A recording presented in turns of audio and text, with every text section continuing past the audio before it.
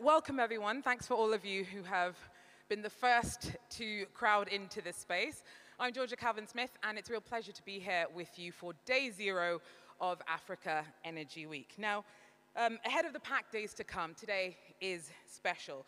Although the event does officially kick off tomorrow, today we're going to be starting off by reinforcing our foundations, and that is the collaboration, intellectual exchange, conversation that's always needed for growth and leveling up. So as well as several workshops, today's program has also lined up a lot of potential game-changing presentations from heavy hitters in the continent and global energy landscape, including Brazil and Angola, and we will be wrapping up the day with, on a high, as some of Africa's most brilliant young minds inspire each other and us with their bold imaginings about how to push the limits of what's possible in the STEM space.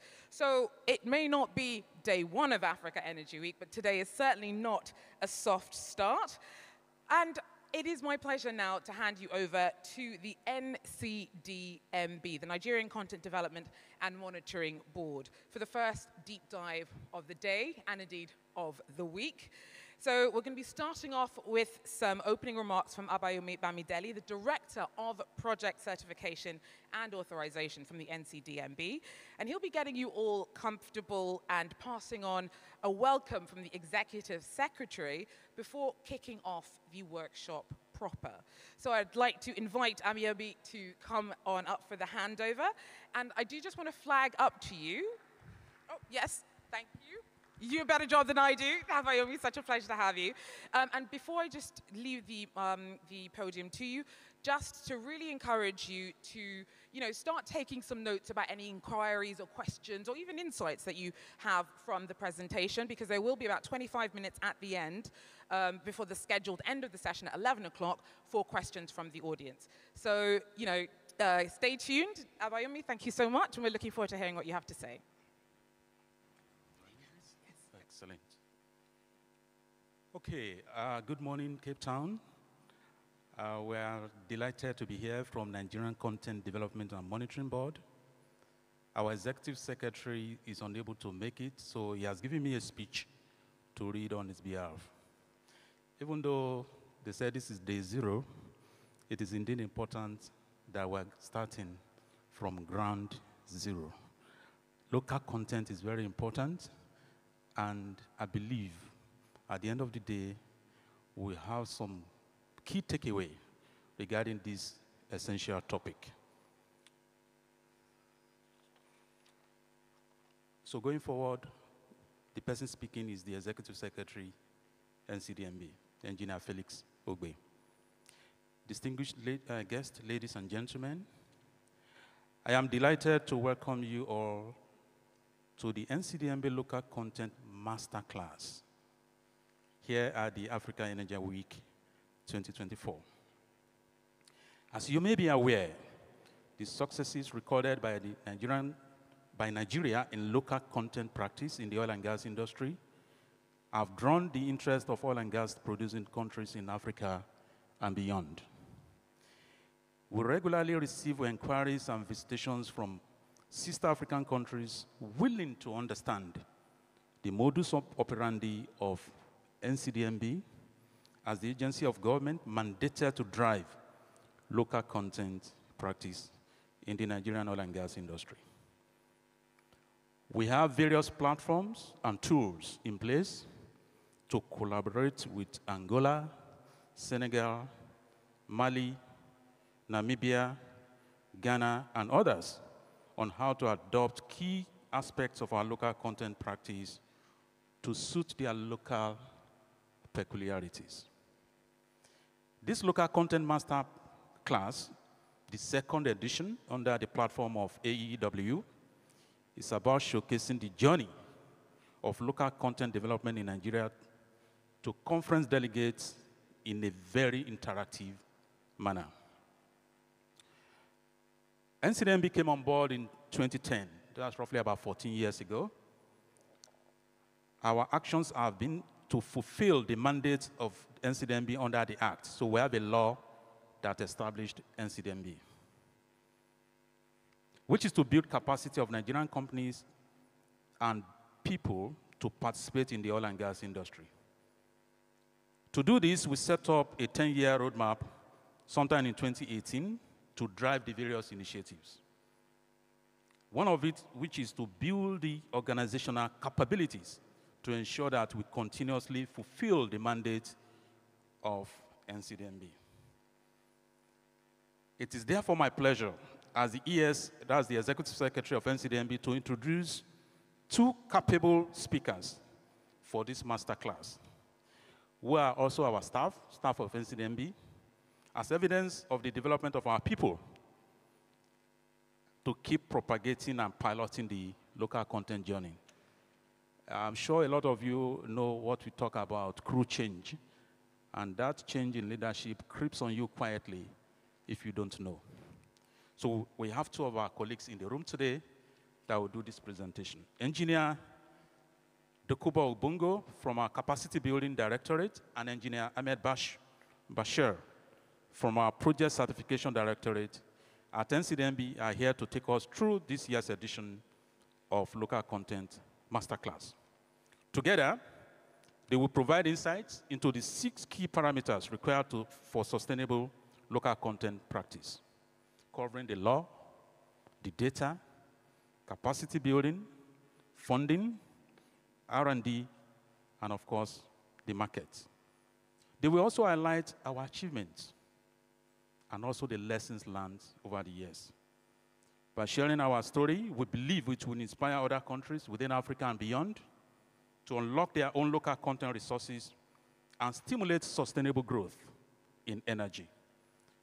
Thank you very much for listening. I hereby invite our capable presenters from NCDMB, please.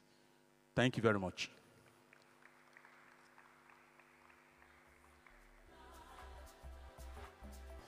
Watch your step.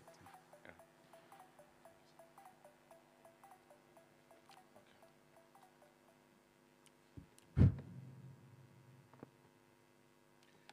Thank you very much, Executive Secretary. Good morning, distinguished ladies and gentlemen. I'm here to present to you the NCDMB Local Content Masterclass. Basically, centered around 6 strategic policy thrusts. I'll talk on the first 3 and then hand the batons over to my colleague and team member to dive into the other 3. So we have essentially regulatory framework as the first one, gap analysis, capacity building, funding, research and development, and then access to markets.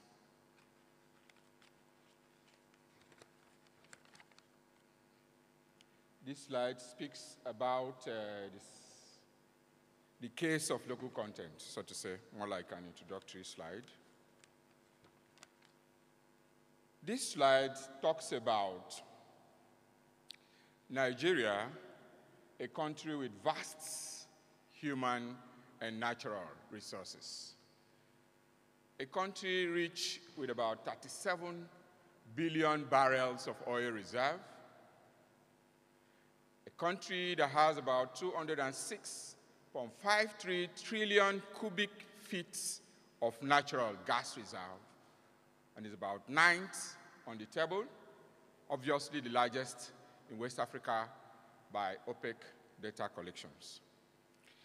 And a country with about 220 million population, with well over 60% of the working class population. And obviously about $374 billion gross domestic product with a huge growing market. Over the years, despite these huge reserves of natural resources, there hasn't been a corresponding impact in terms of in-country value retention when you talk about the end-to-end value chain and extraction of value in each of these chains in the oil and gas operations. Now, if you look at this slide, you see that over time, the focus has been on the exportation of crude oil, which is the finished product, and of course, liquefied natural gas, with less attention given to the activities, the gamut of activities that happens in the various phases of the oil and gas operations, from the very first detonation of seismic analysis, data extraction, down to the actual finished product.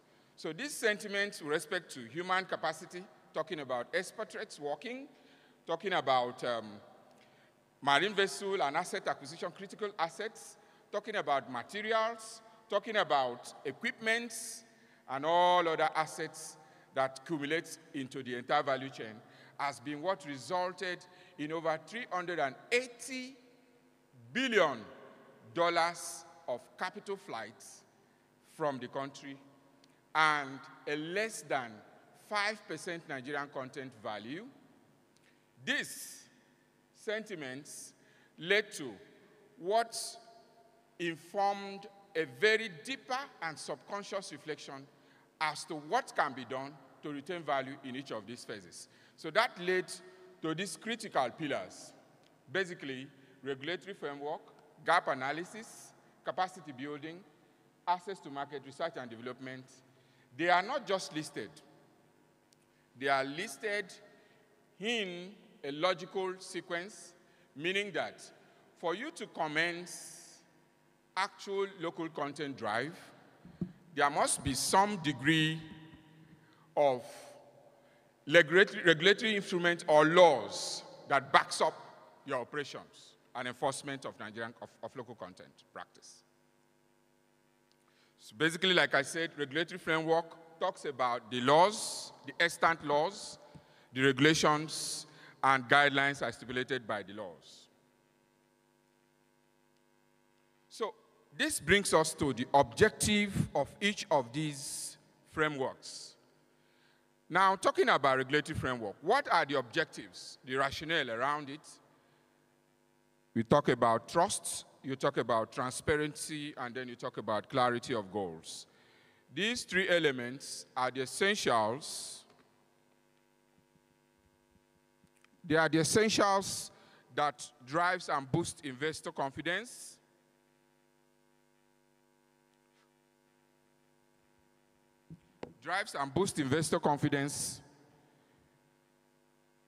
and to attract foreign investment. So, our singular regulatory instrument that brought the Nigerian Content Development and Monitoring Board, an agency of the federal government, to be, is the Nigerian Oil and Gas Industry Content Development Act, the NOGIC Act 2010, established by an act of parliament. It is centered around two prongs or mandates, essentially to develop local capacities and capabilities. And not just to develop it. When you develop it, the law also mandates that board to monitor and enforce it, just like establishing a law and ensuring that there are law enforcement bodies. So let's take a deep dive into the regulatory tools. In the chronological order, we have the laws, the regulations and guidelines, and the presidential directives. So we have the NOGIC Acts, our basic law, our ground norms, so to say, in law, which has about 107 sections, covering about 17 business groups. And then before the law, there were executive directives, about 23 of them, which was not substantive and didn't convey the appropriate authority to drive Nigerian content, so to say. And of course, recently in 2021, you have the PIA 2021, which relevant sections further entrenched Nigerian content when it comes to the acquisition of oil prospective licenses and the need for a Nigerian content plan, so to say, prior even the final investment decisions and all that. And then you talk about regulations and guidelines. The law also mandates lots of regulatory, ministerial regulations and guidelines, which are instruments to further expatiate on the need for the drive of Nigerian content. And then presidential directives. You have presidential directives basically the one for 2017, which brought about the service level agreements to expedite the contracting cycle, reduce cost, and all that. So you have the key thrust of the NOGIC Act 2010, first of which is first consideration to Nigerians in the acquisition of oil blocks and licenses, in the procurement of Nigerian goods, evaluation of bids, and the bidding cycle, and the employment and training, talking about human capacity development aspects of first consideration. And then you have in-country domiciliation.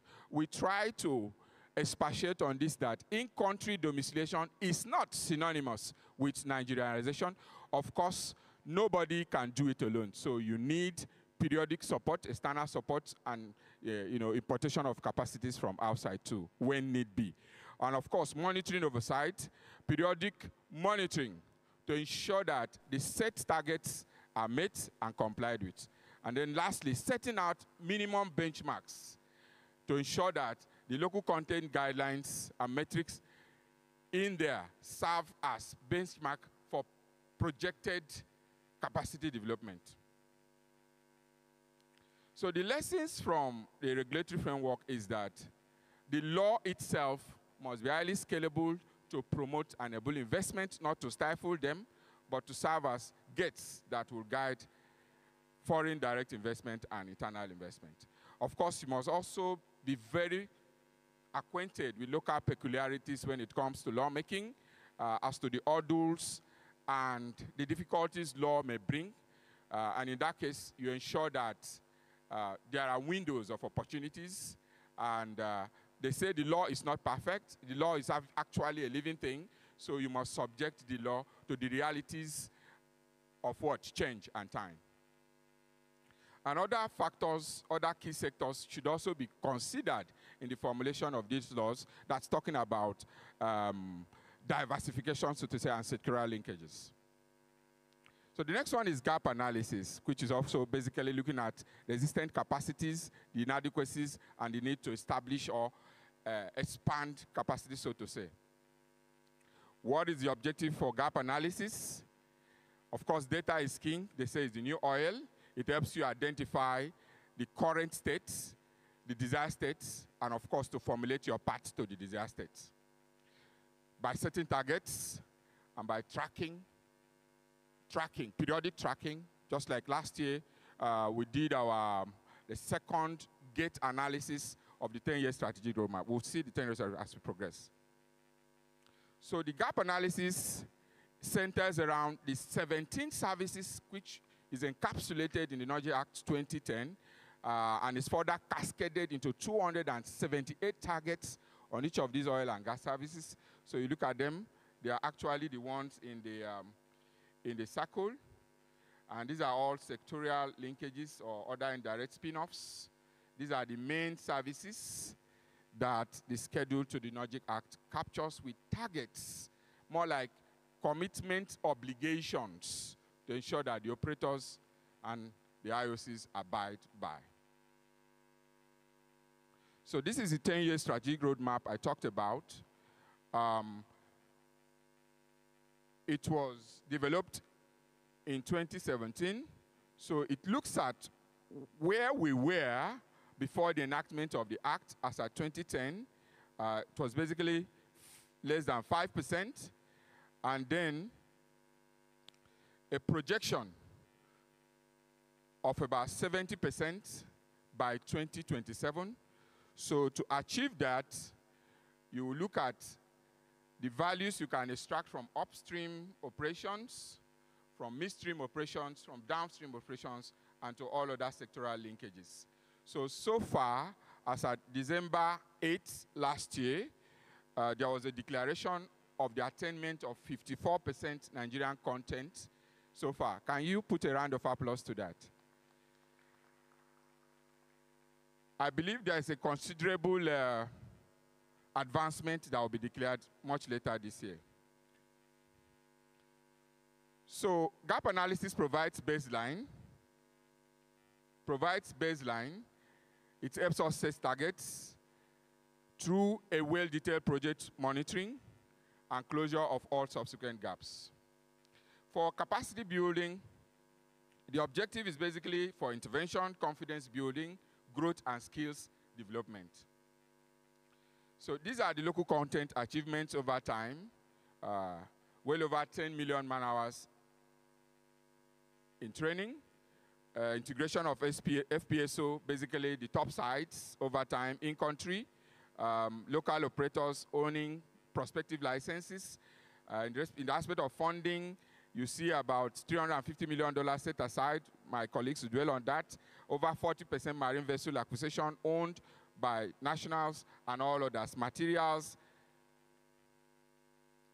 So, lessons in capacity building, implementation of major projects, capacity building, initiative CDIs, which are set on major projects to cover up gap inadequacies, project-based training targeted at human capacity development, continuous and well-sequenced streams of major projects, ensuring that there are projects in your funnel to sustain the capacities you have developed in country thus far.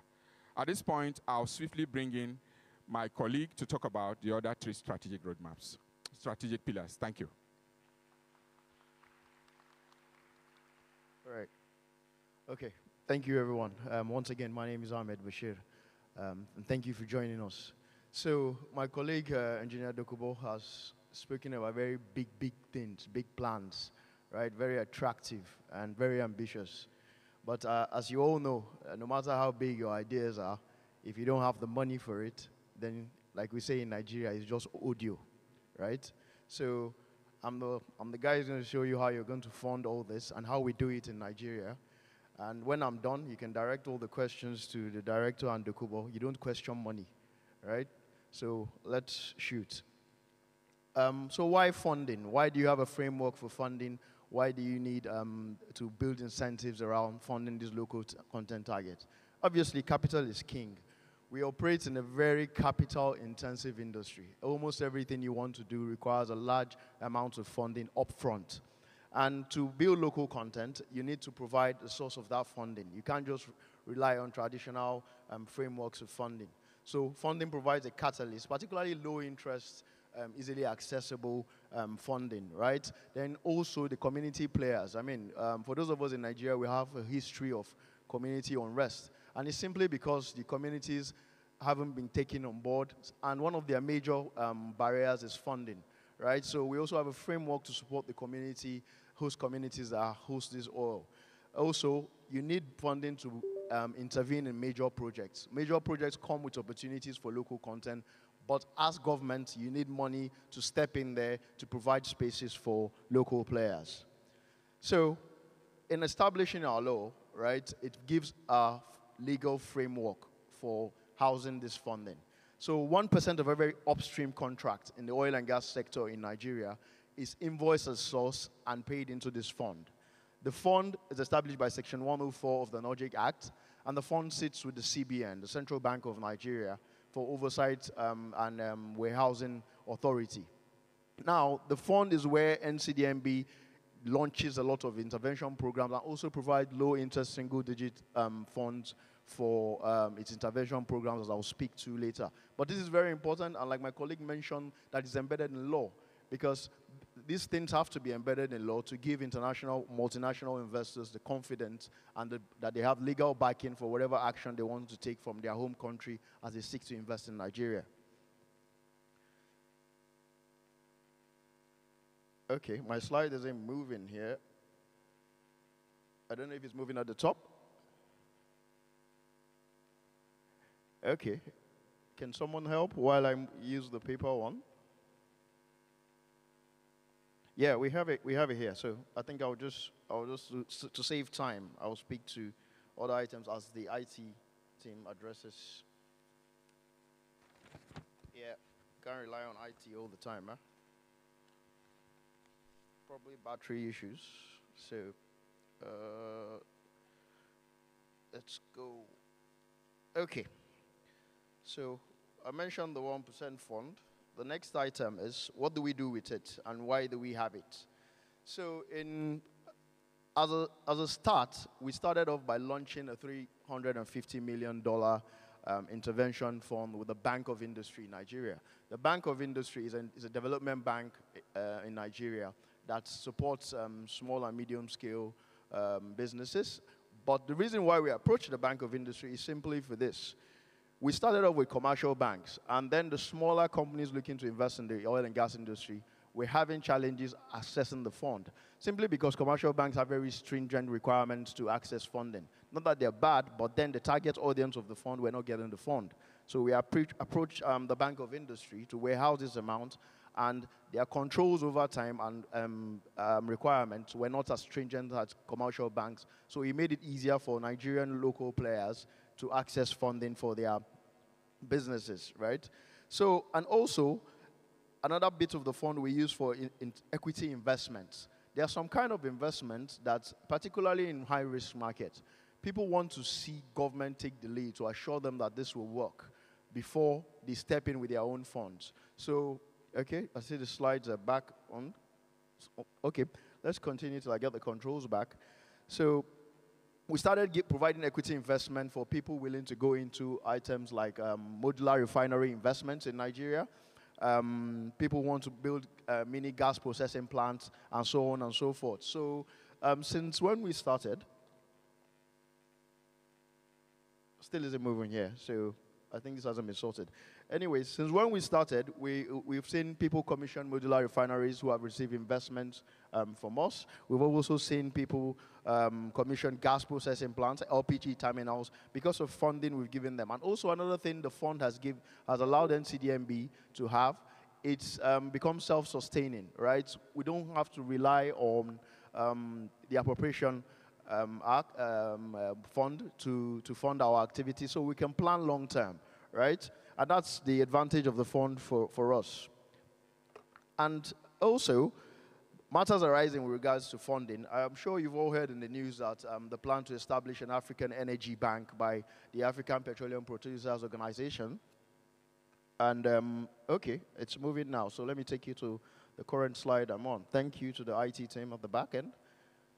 So I talked about this, the $350 million initial launch fund. It's now actually $450 million because we just added $100 million.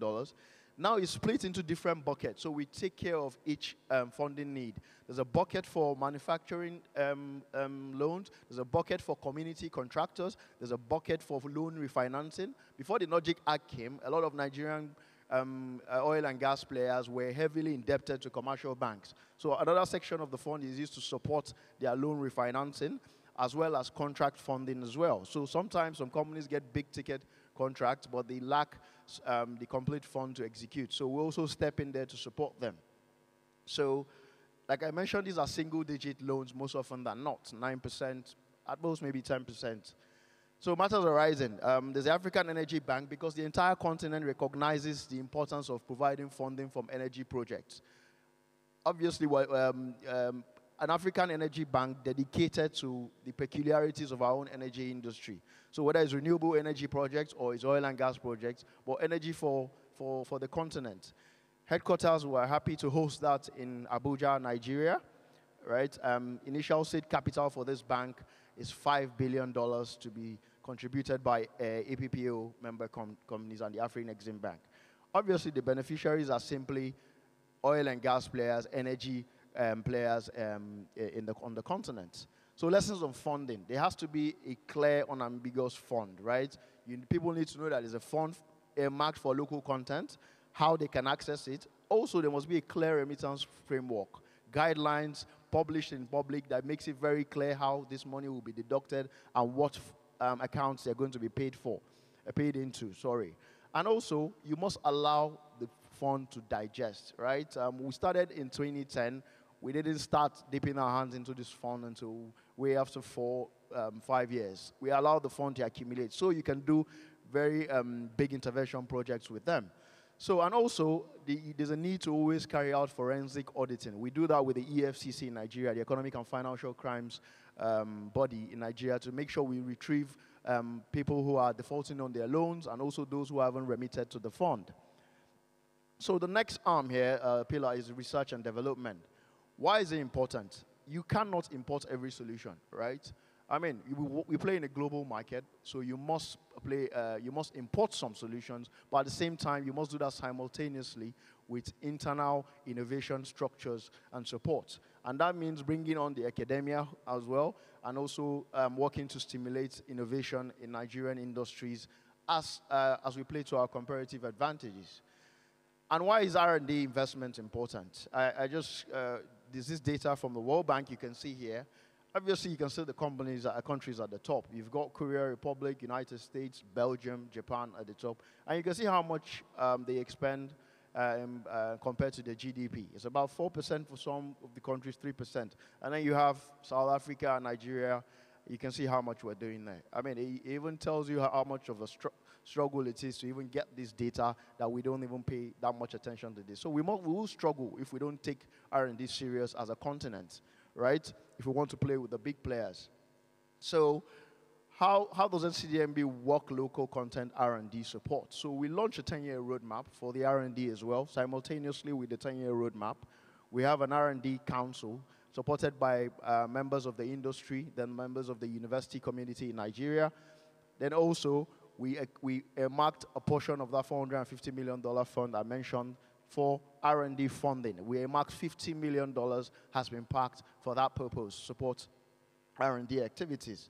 So it supports basic research, research commercialization, R&D centers of excellence, and university endowment. So this fund is broken into bits and pieces. So one key thing we're doing here is we don't just give the funding, but we also have a bucket where we also midwife and incubate new research proposals from the academia. So we have that center right in our office where they sit with us, we midwife the process, we expose them to industry players, they get guide from the industry regarding what they want, and with the hope that we can hold their hands through to commercialization of their research proposals. It's not just enough throwing money at it, but we want to see that they are providing solutions that the industry wants. So that's the purpose of the R&D Council, so that the industry can always tell them what are the pressing needs of the industry.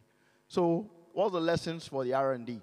There must be a fund for it, right? And also, you must work with the academia and what the industry wants. So we organize R&D fairs every 2 years to bring all these players together and find out what they want. Finally, right, access to market. So you're trying to support local companies, you're trying to build local capacities, but they must play in a global market eventually, right? So how do you do that? So I'll mention the incubation. We have an incubation center. We manage and hold the hand of Nigerian companies. And also we expose them to standardization. It's a standard-obsessed industry, right? It doesn't matter if you're a local player, you will be held to a very high standard. If a certification is required for a certain service, whether it's ASME, API, nobody will relax it for you simply because you're a local company. So we try to also walk the hands of Nigerian companies to get these international standards as well. We also encourage partnerships with the international companies and local players and allow a gestation period for years where we hope technology will be transferred. So why is access to market important and how do we do it? I mentioned standards. We hold these education workshops for the in-country players where with their clients, prospective clients, which are the major operators, Total, ExxonMobil, Shell, come to tell them, these are what I will require for you to do business with me. Then also, we earmark and lock in opportunities for those companies who have built industry capacity. We do that through a document called the Nigerian Content Plan on major projects, as well as a Nigerian Content Compliance Commitment. What this plan basically does, it says, okay, 20% of this project, 40% of that will be done in Nigeria. 30%, depending on the scope of service, engineering, fabrication, procurement, NDT services, we earmark a certain percentage for Nigerian companies. Then we have a scheme called the Nigerian Content Equipment Certificate, where basically we place Nigerian players into different categories, right? The purpose is we don't want everybody trying to be jack of all trades. We want everybody staying on their lane and develop specializations for those sessions, section they play in. So if you're into fabrication, we hope you maintain that lane and develop skills and competencies for that. And finally, partnerships, of course. We encourage local and international partnerships for technology transfer purposes. So matters are rising, right? There are three markets in the local content space. There's a local market, there's a regional market, and there's the continental market. Why is this important to discuss? Because there's going to be a brewing challenge here. It's already happening, but we need, as Africa, we need to address it. First of all, local market is priority. It's key. If you can't play locally, then you can't even break through to regional space. And also, you must succeed locally before you can branch out of Nigeria to go provide services, say, in Ghana, Liberia, or South Africa. But then, the AFCFTA is here, the African Free Trade Agreement. Why is it important? Why must we start the conversation here about this? Every African nation is implementing local content policies. But here we've got an African Free Trade Agreement that wants to turn Africa into a local market, so to speak.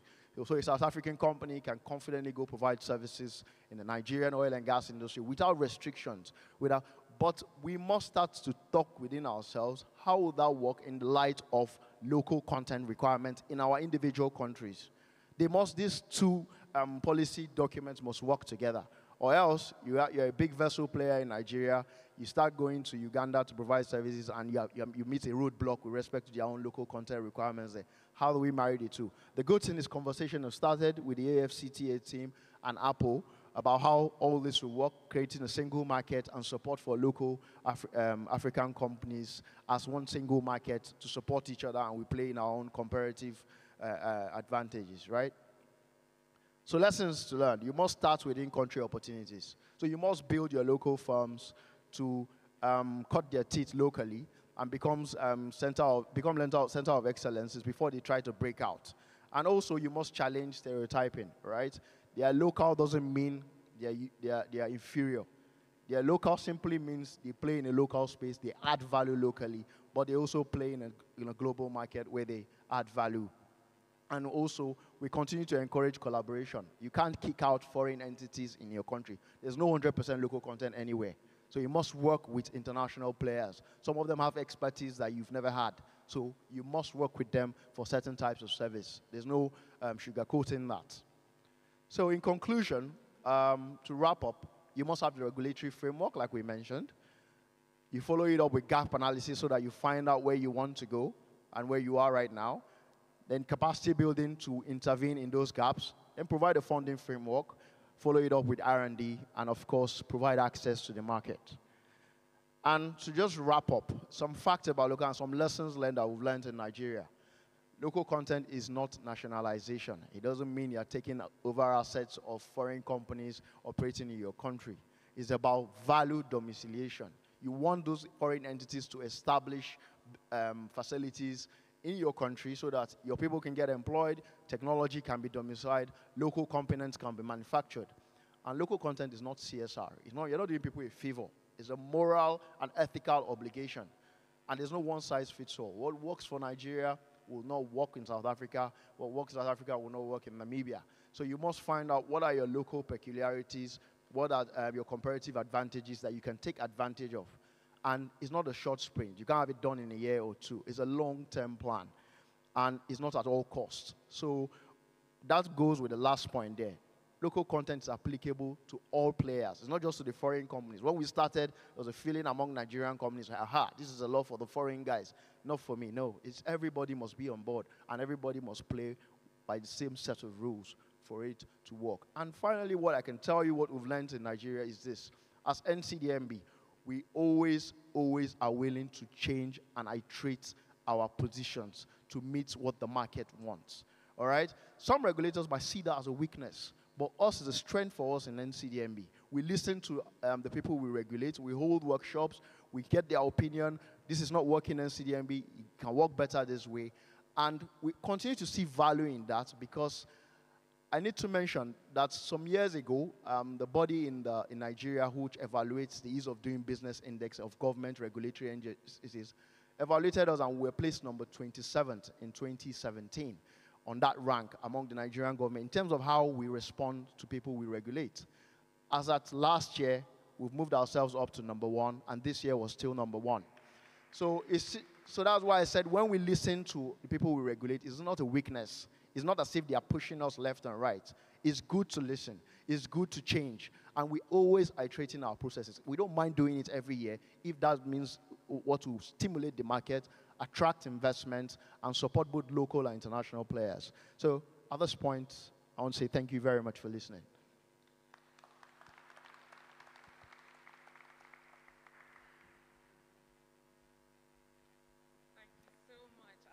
Bashir. And for giving us all of that really interesting insight into all the work that you are doing to try and really push in-country value retention in Nigeria. Before we throw the floor open to questions, we do have a quick video where we're going to be having a deeper look at the champion of African local content retention. So I'll just ask the tech team to launch that video for us, please. Africa produces about 7 million barrels of crude oil per day, approximately 10% of total global output. Apart from producing limited quantities of crude oil, African economies and her people barely benefit from the sector's industrial activities. The Nigerian Content Development and Monitoring Board, NCDMB, is leading the promotion of local content in the African continent.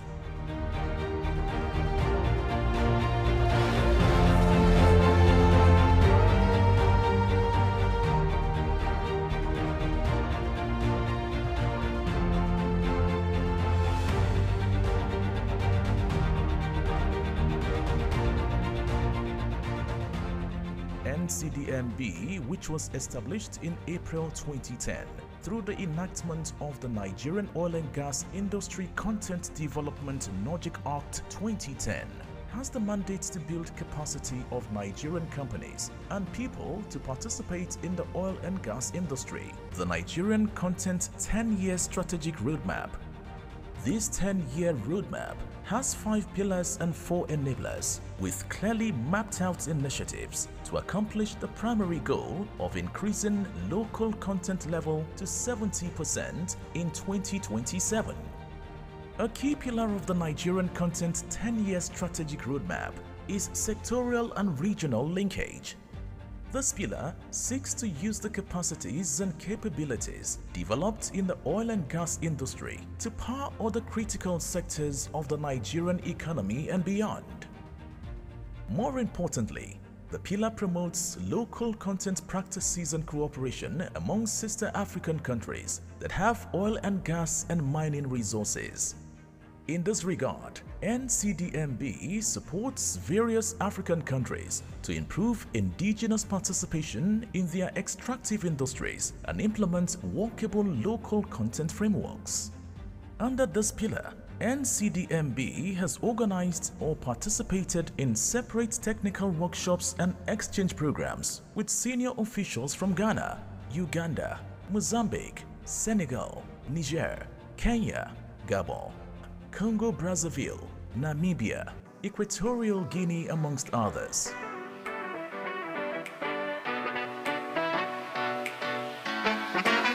Another major contribution is NCDMB's close partnership with the African Petroleum Producers Organization, APO, to champion cooperation among African oil producers, develop local content, and advance the industry.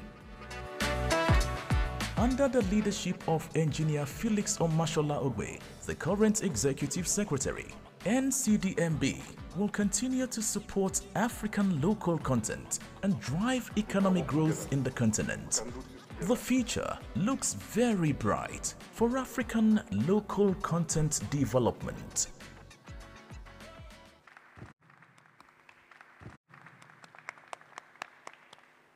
Thank you so much. I mean, I'm not an industry expert, but I find that the central ideas of all the work that you are doing is so inspirational. Clearly, not just driving, growth for Nigeria, but really kind of having a big picture focus on growth for the entire African continent. So thank you so much for all of the industry that you put into the work that you do. Before I open up the floor to questions, I'd like to invite Ifeanyi Okonu-Okoha, the Director of Finance and Personnel Management for the DFPM, to also join his colleagues up on stage for the question and answer session. Okay, so Abayomi, I am going to leave the directing of the questions in your very capable hands. If you do need anything from me, I'll be keeping an eye on you just from over there. But for you, the audience, we do have staff circulating amongst you with microphones. If you do have questions, I would ask that you identify to whom, if you already know, you want to direct those questions, and Abaoni will take over on that front. And I do encourage you to really take advantage of the expertise that we have on the stage today to dive a little bit deeper. Thank you very much.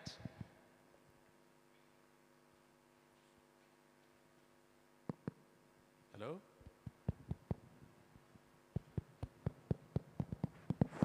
Hello? Yeah, any questions, please? Any questions? Okay.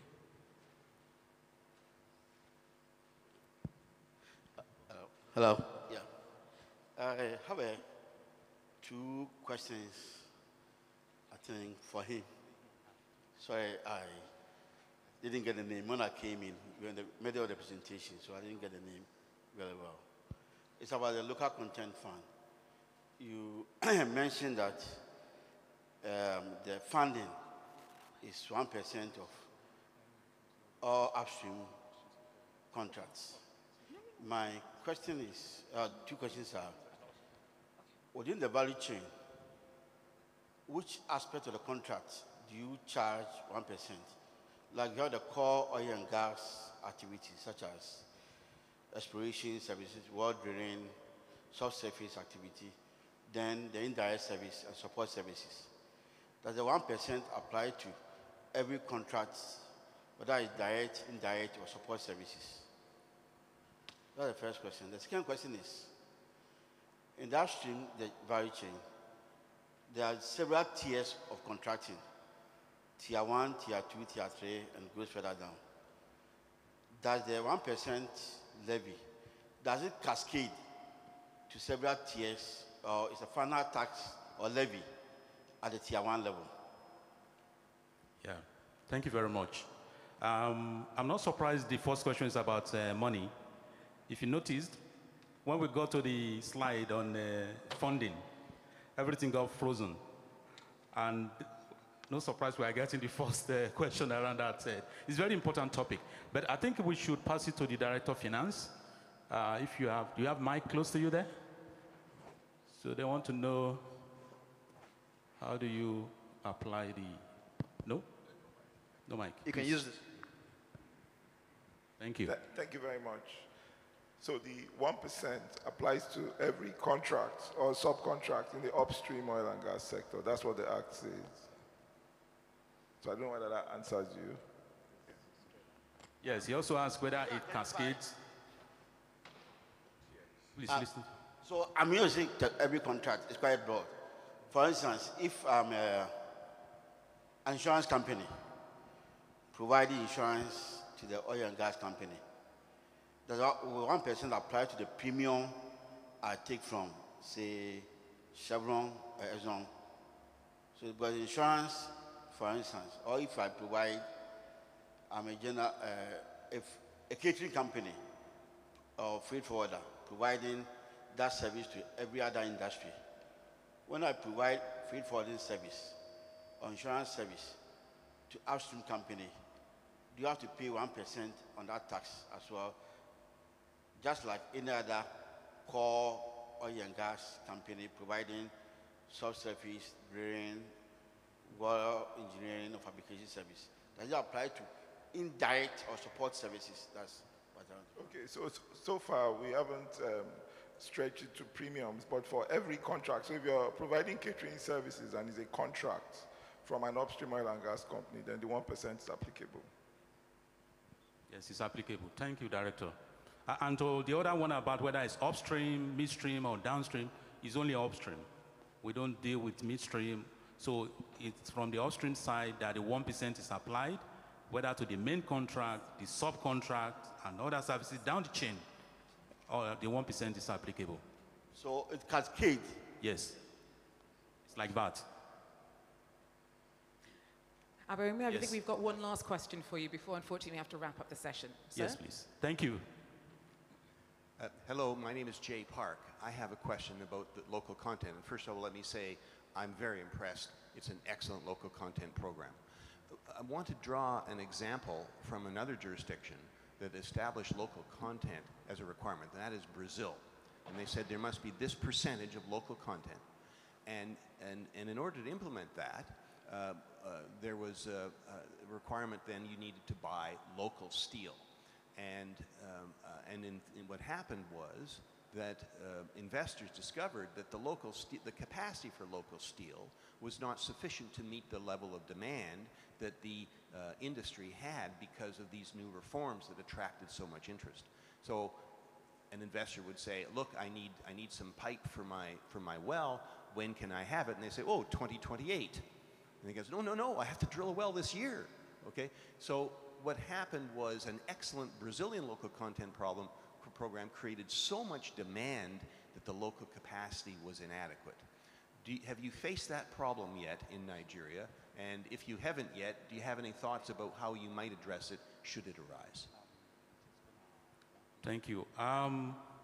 So if you look at the point my colleague made about the various levels contained in the law, some of them are aspirational. So you may not have that capacity today, but because let's say you set it at 80% and maybe your current level is 40, that gap, part of why we are established is to develop. The letter D for David in the NCDMB is for development. So we are meant beyond the monitoring and regulatory aspect to also build capacity to close any gap that we see. Now, let's say as we speak today, you want to go into a contract and there is this gap, please come to NCDMB. We have the various tools to manage such differences between reality and aspiration. And then you can get your project or contracts going. And the operators that are in the room are familiar with our processes, in which we can give waivers. We are very flexible just to allow the oil and gas business to continue, instead of waiting till 2028 or 2035 when the capacity will be on ground locally. Thank you, sir. Okay, thank you so much to all of our panelists, and thank you as well to our audience. I'm sure I'm not alone in saying it's really fascinating insight into the work that you do and the progress that you've made in a very short 14 years. So Abayomi Bamidele, Dokubu Ombongo, Ifeanyi Okoha, and Ahmed Bashir, thank you very much. Please join me in giving them a round of applause.